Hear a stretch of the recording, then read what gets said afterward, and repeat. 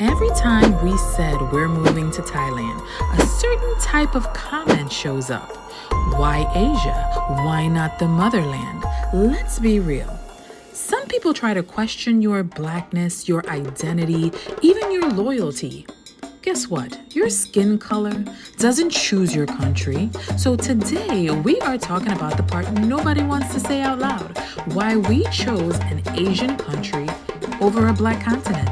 Hey guys, and welcome back to another video. This is Doc and Bean, and today we are talking about why, as a black couple, we chose Southeast Asia instead of Africa to move abroad. Right? I'm from the Caribbean, born and raised on the island of St. Croix, Santa Cruz. And Doc is an American born and raised in Philadelphia, right? So we've recently moved to Thailand, and we have traveled to over 25 different countries, including several of them in Southeast Asia. We've also visited Egypt, right, in Africa, but we haven't had a chance to explore Africa like we actually wanted. Real Africa. Real they Africa, say. yeah. So Egypt, they say, is really Middle Eastern, even though it's in Africa. Yeah. But we were in Cairo a few years ago. So, you know, one of the reasons we actually had our trip planned to South Africa, Zimbabwe, yes, and Kenya, in April of 2020. yes. So you know why we couldn't go Right. in April of 2020. I was in disbelief we wasn't going because I was so hyped for this trip. But, you know, everything shut down and the entire plan was canceled. So, Yeah, and we had to try to get our money back and all of that. right. And the other reason is that, you know, traveling within Asia itself, it's cheap, it's affordable, like you can get to different countries easy, you know, multiple Asian countries for, you know, round trip tickets is like $60-70. Right. Yeah, you can fly between Vietnam, Thailand, Malaysia, all of these things pretty easy.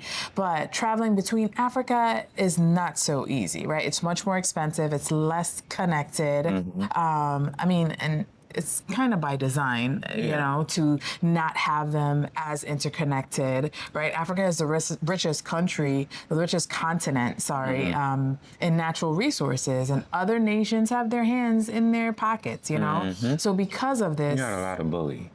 they don't want a united Africa. Right. Yeah. So, and this affects travel costs. It affects flight costs, and infrastructure. So, but what's the real question, right?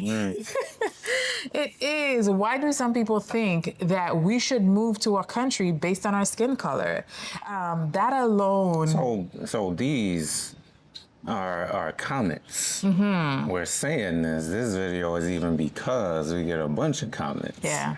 A bunch of comments. So why an Asian country over an African country? Yeah. And every time we drop a video, why Thailand? Why this on TikTok, on Instagram, all these things, people were like, why not the motherland? If our goal was to only go to like a majority black country, we could have moved to the Caribbean. I'm from the Caribbean. We have dual citizenship in St. Lucia through my parents, you know, and as my husband, he has that same citizenship. We are citizens of St. Lucia. Yes. And the U.S. And the U.S. We got two passports, y'all. Right. We got two passports.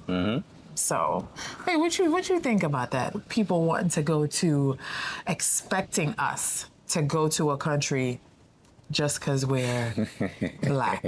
Well, they can expect whatever they want, but but the reason is, and we know what the U.S. is, and we know the racism there, and we know the discrimination, we know that there, but I don't think that kinship is in color. Kinship is in culture. So we have to have the same culture, and if you are American, you do have a culture. You have an American culture. You don't have an African or particular African nation's culture. Right. Right? There's a bunch of different cultures. And just because you're black, there won't be a necessary because I don't think Africans see us that way for the most part, just because you're black like me. When certain languages you don't speak, and it's a totally different culture, different food, different way of thinking. And you, as black as you want to be or not want to be, you are American.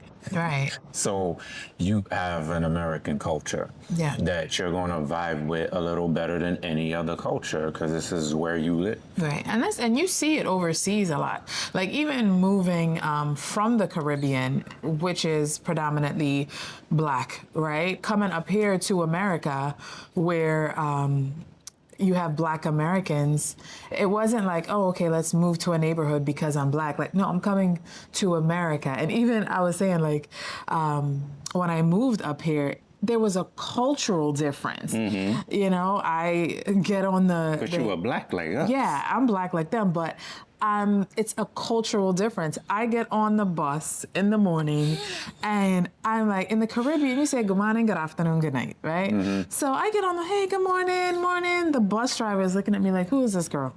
What you telling me good morning for? You know, it was, and everybody, I'm walking to my seat, hi, how you doing? You know, I'm greeting everybody. That's what we do, you know? And you're in Philly. Yeah, I'm in Philly. She's like in Philly doing this. You like, don't do that stuff. Yeah, in the city, deep in the city. So I go back home. I'm like, I telling my brother, like, you know, nobody's saying hi to me. Nobody's like, get on the bus. He was like, keep your mouth shut. He was like, what are you going? He was like, you can't do that here. People are gonna look at you as prey. They're gonna know you're not from here, and you cannot do that. And they're gonna rob you. Yeah, and then culturally, I'm like, oh, okay. So I had to change. I had to adapt to the culture of America pretty quick.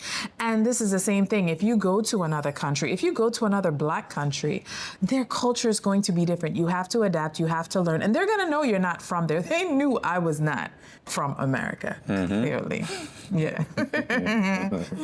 So the truth is, like, choosing a country involves way more layers than just the color of your skin. You have, you know, and it's a little superficial. Yeah. And as American, it's less superficial in America because skin color is important in America. Yeah. But you find when you leave, you travel a lot like us, you'll find that skin color is a little bit less important. Colorism is all over the world, but it's a little bit less outside of the U.S. and it's more about culture and nationality. Because I think it's prominent in America. Like, you get this because you're this color. Like, everything. So where I feel like Americans are confused, like Black Americans sometimes are confused as far as race and nationality and culture. Like, you know, they'll say, well, no, you're Black. Well, no, this is my nationality compared to just a race. You know, so yeah. Us moving a certain place, it's gonna be because of cost of living. It's gonna be like visa stability, healthcare, infrastructure, safety, daily convenience, like those will be in there. And if you are American, race is always a factor. So in any country you go to, you want to be well received, and not discriminated against, because we know what that feels like. So that would be a factor. It's just not the main factor when you leave the U.S. Right. So this is not a comparison of continents or a rejection or anything of Africa, but it is an honest description, a personal decision we made based on travel experience, which we have a lot of, logistics, and long-term lifestyle planning. What do we actually want to do and how we actually want to live? So yeah, let's break down why. Let's give some real reasons, not just our opinion, but some real numbers and statistics as to why we chose Asia over Africa. Yeah. So to make it fair, right, we took 2 countries in Asia and 2 countries in Africa, and we compared them, right? So in Southeast Asia, we're going to go with Thailand and Vietnam. And then in Africa, we're going to go with Ghana and Kenya, right? We're going to start with cost of living. So for cost of living, 60 to 65% cheaper than the United States. This is Thailand, right? A rent outside of Bangkok in tourist zones are about $300 to $700, right? Often 70% cheaper than similar U.S., apartments. Local meals is $2 to $3, which is 70 to 80% cheaper than a meal in the U.S., right? Public transportation, $20 to $40 a month. That's about 80% cheaper.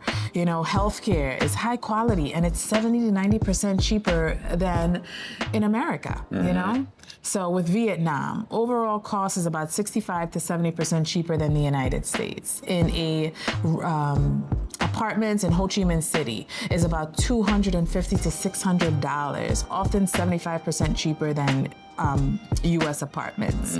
Local meals, again, it's $1 to $3. It's 80% cheaper. Transportation, 70 to 80% cheaper, right? And they also have affordable healthcare, modern, significantly cheaper than the U.S. Yeah, people wouldn't know about the healthcare, particularly in Thailand, but it really is advanced. In Vietnam as well, but particularly in Thailand. Yeah. It's probably better. It's an actual medical hub. People come here for major things. Like Bangkok is a major hub for healthcare, so people travel for that. Hey guys, I hope you're enjoying the video. If you're planning to relocate anywhere in the world and want it smooth and stress-free, head over to dakandbean.com to grab your Move Abroad guides, including one made just for Thailand. You'll also find AI travel prompts and detailed itineraries, plus our AI YouTube blueprint to help you build, automate, and grow your channel like a pro.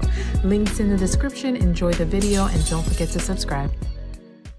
So let's move on to the African countries, right? Ghana. Overall cost living is about 40 to 45% cheaper than the United States, right? Rent in safe expat areas like Accra averages $700 to $1,500. Often not cheaper than Asia, but sometimes close to U.S. prices. It depends on the area and how you want to live there. Imported foods, groceries can cost 30 to 50% more than Asia, but still less than America, right? So eating out is similar to U.S. prices, actually, unless you stick to really local spots, right? And healthcare, they have options that are available, but it's not as affordable or modern as, let's say, Bangkok, right? But it's always going to be a little cheaper than America, right? Kenya. The overall cost of living in Kenya is about 50 to 55% cheaper than the United States. Rent in areas like the Westlands average $600 to $1,200, slightly cheaper than the U.S., but not as low as Thailand or Vietnam. Utilities, imported foods, 30 to 50% more expensive than Southeast Asia. And transportation can be cheaper, but the infrastructure and the reliability, like in Bangkok, every 10 minutes the BTS is coming, the MRT is coming.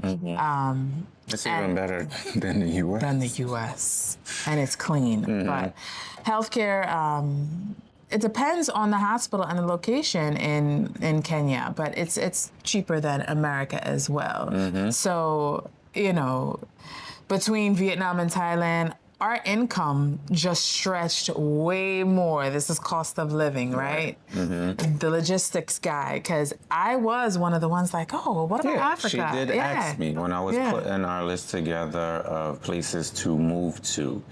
And as far as Africa, Nairobi, Kenya was on the list to actually move to, along with Thailand, Bangkok in particular, Vietnam, and Portugal. Because these were going to be... Panama. Also Panama, too. Those were on the list. So those countries are on the list, and me comparing all of them, Thailand actually beat them out because at the time we were researching, they came up with the DTV visa. Right. But Thailand wasn't even first. Thailand wasn't first. Vietnam was first, and Panama was second on our list. Right. Because that trip was actually going to be a scouting trip as well. Because we did a few scouting trips to different, like Malaysia, all these places to see what we actually want to do. So we were going there to scout these places to see if it was possible. Right. And so, Then we break down the visa stability, right? Infrastructure. Safety and infrastructure. Yeah. So in Thailand, let's start with Asia again. They have long-term retirement visas available to you. They have the DTV, the retirement visas, education visas, and it's pretty structured and planned out, and it's been around. Besides the DTV visas, the other ones have been around for a while, and it's pretty stable, right? For us, Thailand, it's safe, it's walkable. Like, I don't think about anything when I'm walking here. I just Bangkok, particularly. Right. Yeah. They have fast internet speeds, you know, and again, the healthcare, right? In Vietnam, you know, their tourists, their visa situation It's favorable. I mean, they don't have long-term visas for expats per se, but you do get 90 days, which is up from 30 days a little while ago. Yeah. So they upped it to 90 days fairly recently, and unlike Thailand, Vietnam does not care if you do border runs. You can do border runs, and they don't care about that. Yeah, they've had people that's living in Vietnam for 20 years and they just leave every 90 days and come back, and it's no problem to Vietnam. So that's a plus if, you know, and you save so much money, you can do the border runs there because everything is so cheap, you know? And the safety, like Vietnam is just, it's super. We went to Ho Chi Minh City, we've been to Da Nang, and both areas was super safe. And then it has fast internet. They have international hospitals. So, you know, as far as that's amazing for us too. Now let's move over to Africa, right? They allow a 30 to 90 day tourist visa, right? This is Ghana. Yeah, this is Ghana.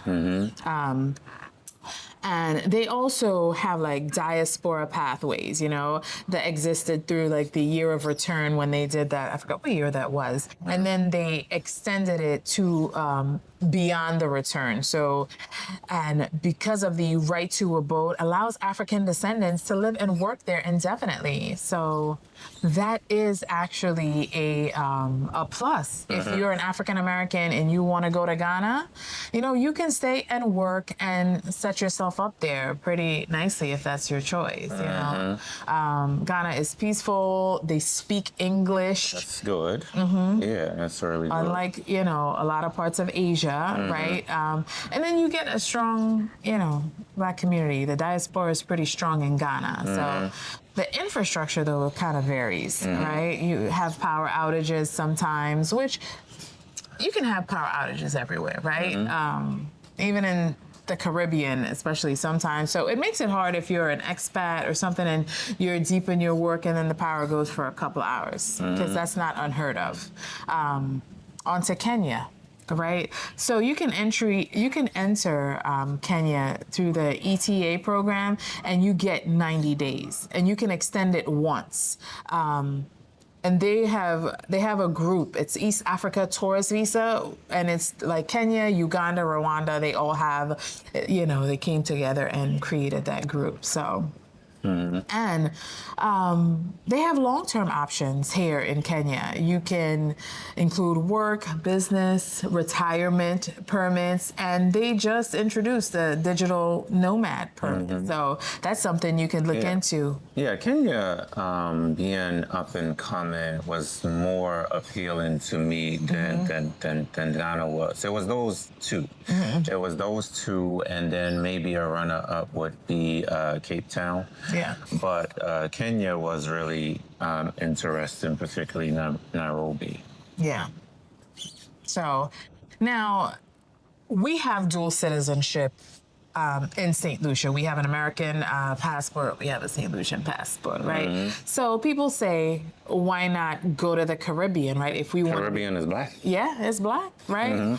My roots are there, family's there. I have a ton of family in St. Lucia, a ton of family in St. Croix. But the truth is, it's expensive. The Caribbean is way more expensive than Southeast Asia, right?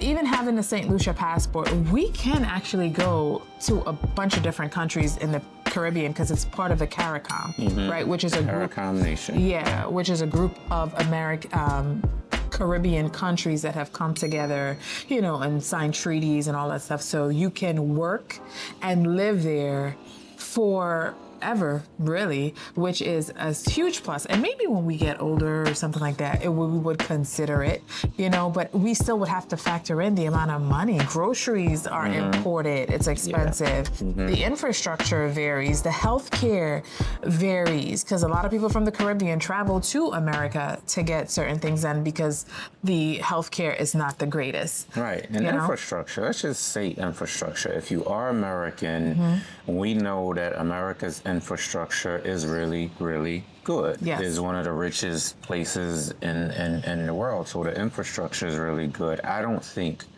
that you can come down in infrastructure if you live in an American city. Yeah. You have to have similar infrastructure where you move if you move somewhere else. Right, right. Even just getting to the Caribbean, like we are travelers, right? We're expats. So we want to move and juggle when we want to. Flights from the Caribbean to go to these places, it's ridiculous. You know, you would have to fly to America first to then travel where you want to go. So for that, as much as, you know, I'm a Caribbean. You love the Caribbean and Caribbean women, you know. Yeah, I like it better when she sounds like she's from the Caribbean. I just sound like I'm from the Caribbean, okay? It's, you know, it's when we talking, we gotta talk. The people gotta understand what he's saying, you know what I mean? But yeah, cost-wise, it's not effective. Retirement-wise, how much we want to spend, it's not for us. So eventually we get there. We go visit our family, but that's it. So it's Thailand. It's Thailand for us, right? So why did we ultimately choose Thailand? Because Thailand is just great, right? It comes down to cost of living, safety, infrastructure. Our money goes further. Daily life is easier, you know. And the systems here are predictable because it's pretty sound. They've got their stuff together. Well, let's not get it twisted. I don't know that you're going to be more accepted in Asia than you are in Africa. I think you're maybe more comfortable in America if that's your culture. And for Black people, is love-hate almost. It's been that way for hundreds of years. But I do think that for me, if they leave me alone, that's enough. Yeah. Like, you don't have to accept me in your culture, but if you leave me alone, that's enough for me. Yeah, because you're not in America. That's what you get. Like you walk into a store here, nobody's looking at you. Nobody cares that you're in their store. But you know how it is when you go into America. They're gonna, you know, like to see what you're looking at, what you're doing. So we all know. We Black. We know. You know what you get in America just because of your skin color. And I think people think when you leave the country, that happens too. And I will tell you this, in Thailand and Vietnam and all that, like they don't, especially Thailand. Thailand do not care. Yeah. They do not.